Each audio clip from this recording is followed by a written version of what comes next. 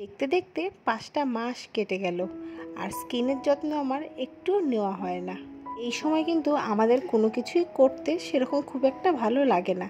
এতদিন তো শরীরের মধ্যে একটা অন্যরকম অস্বস্তি ভাব ছিল, কিন্তু এখন একটু বেটার ফিল করছি, তাই ভাবলাম আজ একটু স্কিন কেয়ার করা যাক।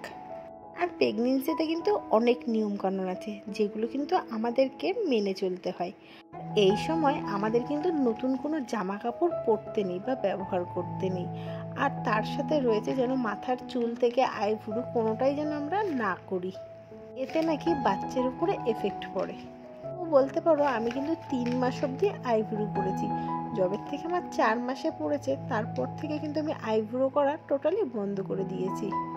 এখন আমার বর্তমানে 6 মাসে সবে পড়লো, বলতে পারো 5 মাস 4 দিন। আর যবে থেকে আমি প্রেগনেন্ট হয়েছি বলতে পারো আমার শরীর কিন্তু তারপর থেকেই প্রচণ্ড অসুস্থ হয়ে পড়েছে। আর সে কারণে আমি কিন্তু সেভাবে কোনো স্কিন কেয়ার নিতে পারিনি।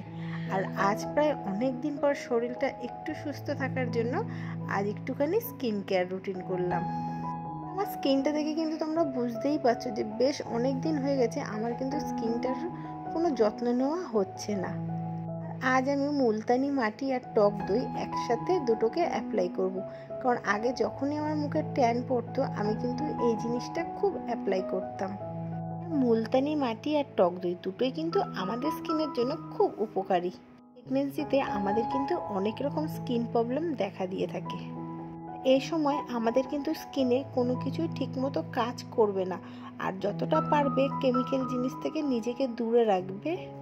এতে নাকি বাচ্চার উপরে এফেক্ট পড়ে, আমার শাশুড়ি মা যেটা আমাকে বলে থাকে সব সময়। আর এই সময় কিন্তু আমি কোনো কিছু স্কিনে অ্যাপ্লাই করি না, শুধু কোজিক অ্যাসিড যে ফেস ওয়াশটা আছে শুধু ফেস ওয়াশটা অ্যাপ্লাই করে রোজ ওয়াটার ইউজ করি। আর এখন আমি ভালো করে পুরো ফেসে অ্যাপ্লাই করেছি। তোমরা চাইলে কিন্তু নেক মানে গলাতেও অ্যাপ্লাই করতে পারো। আর রাতের বেলা বলে আমার ঠান্ডা লেগে যাবে বলে আমি সেজন্য কিন্তু গলায় আর অ্যাপ্লাই করিনি, শুধুমাত্র মুখে অ্যাপ্লাই করেছি। এ সময় আমি বলি না আমাদের অনেক রকম প্রবলেম দেখা দিয়ে থাকে, তো দেখতেই পাচ্ছ আমার গলায় কিন্তু অনেকটা স্পট চলে এসছে। এই স্পটগুলো কিন্তু কিছুতেই রিমুভ হচ্ছে না। আমার প্রেগনেন্সি হয়ে গেলে আস্তে আস্তে আবার এগুলো সব রিমুভ হয়ে যাবে। ভালো করে মুখে অ্যাপ্লাই করার পর 15 থেকে 20 মিনিট হয়ে গেছে, আর এখন দেখো ভালো মতো প্রায় শুকিয়ে গেছে। আর এখন আমি ভালো করে ঠান্ডা জল দিয়ে মানে নর্মাল জল দিয়ে মুখটাকে ওয়াশ করে আসবো। আর মুখটা ধুয়ে আসার পর দেখো স্কিনটা কিন্তু কতটা আমার গ্লো করছে। তো ফার্স্ট টাইমে কিন্তু আমার এতটা গ্লো করছে, আর এটা কিন্তু আমি 5 মাস পর আবারও অ্যাপ্লাই করলাম। তোমরা চাইলে সপ্তাহে 2 থেকে 3 বার অ্যাপ্লাই করতে পারো, এতে কিন্তু স্কিনটা আমাদের অনেকটাই গ্লো করে। আর প্রেগনেন্সিতে কোনো কিছু ইউজ করার থেকেও আমার যেন কোনো কিছু ব্যবহার করতে ভালো লাগে, কোনো কিছু স্মেল আমি যেন নিতে পারি না। তাই এখানে আমি ডাবরের একটা স্প্রে মানে গোলাপ জল নিয়ে এসে রেখেছি। এটাই আমার যখন মন চায় বা ভালো লাগে তখনই আমি অ্যাপ্লাই করে থাকি। আর সম্পূর্ণটাই কিন্তু আমার মুডের উপর ডিপেন্ড করে। যদি আজ আমার শরীর ভালো থাকে তাহলেই কিন্তু আমার স্কিন কেয়ার করা হয়, আর যদি শরীর ভালো না থাকে তাহলে গোলাপ জল কেন কিছু দিয়েই কিছু করা হয় না, নর্মাল স্নান করে চলে আসি।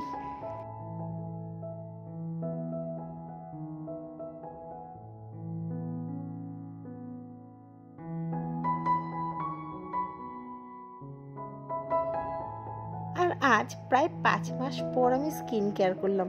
এতেই দেখো আমার স্কিনটা কতটা গ্লো করছে, আর আমারও কিন্তু বেশ মুখটা ফ্রেশ লাগছে। তোমরা তো জানোই এটা আমার সেকেন্ড প্রেগনেন্সি, তাই আমার কিন্তু একটু বেশিই কষ্ট হচ্ছে, কারণ আমার ফার্স্ট বেবি সেটা কিন্তু আমার সিজারে হয়েছিল, আর সেকেন্ড যেটা হবে এটাও সিজারে হবে। সেজন্য আমি বেশিক্ষণ দাঁড়িয়ে থাকতে বা হাঁটাচলা করতে পারি না, আমার পেটে খুব পেইন হয়। এই কারণেই বলতে পারো আমি এতক্ষণ ধরে যখন স্কিন কেয়ার করেছি প্রায় আধা 1 ঘন্টা লেগে গেছে, তার সাথে ভিডিও শ্যুট করা। তো আমার প্রচণ্ড পেটে পেইন হচ্ছিল, তাই আমি সিঁদুরটা পরে নিয়ে এখন শুয়ে পড়বো।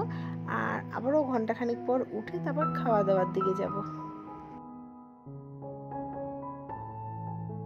আর এখন আমার স্কিন কেয়ার বা হেয়ার কেয়ার কোনোটাই করা হয় না, কিন্তু রাতের বেলা চুলটাকে বেঁধে রাখতে হয়। চুল ছেড়ে বাইরে গেলে বাড়িতে শাশুড়ি মা আছে, বকাবকি করেন, কারণ এই সময়টা আমাদের একটু সাবধানে চলাফেরা করতে হয়। আর এই কারণে এখন চুলটাকে ভালো করে খোপা করে বেঁধে নেব, তারপরেই কিন্তু আমি শোবো। যে কোনো জিনিসই যত্ন না করলে কিন্তু বেশি দিন টেকে না। আমার যে চুলটা দেখছো, এখন আমার সেইভাবে চুলের যত্ন নেওয়া হয় না। এ কারণেই বলতে পারো আমার কিন্তু খুব হেয়ার ফল হচ্ছে। মাঝে মাঝে মনে হয় যেন চুলটাকে কেটে ফেলি, কিন্তু এখন যে আমি পারবো না, সেজন্যই ধৈর্য ধরে রেখেছি। কারণ আমার যখন বেবি হয়ে যাবে, আমাদের 1 মাসের মাথায় আঁতুড় উঠে যায়, তখন কিন্তু আমাদের চুল নখ সমস্ত কিছু কাটতে হয়। তখনই ইচ্ছা আছে চুলটাকে শর্ট করে ফেলবো, কারণ আমি আর পারছি না। আমার তো একটা বর্তমানে ছেলে আছে, তার সাথে আর একটা ছোট বেবিকেও কেয়ার করতে হবে। তখন আর নিজের স্কিনেরও কেয়ার করা হবে না, হেয়ারেরও কেয়ার করা হবে না। তাই ইচ্ছা আছে তখন চুলটাকে কেটে ফেলবো। আর আজ ভিডিওটা এই অবধি। Bye bye.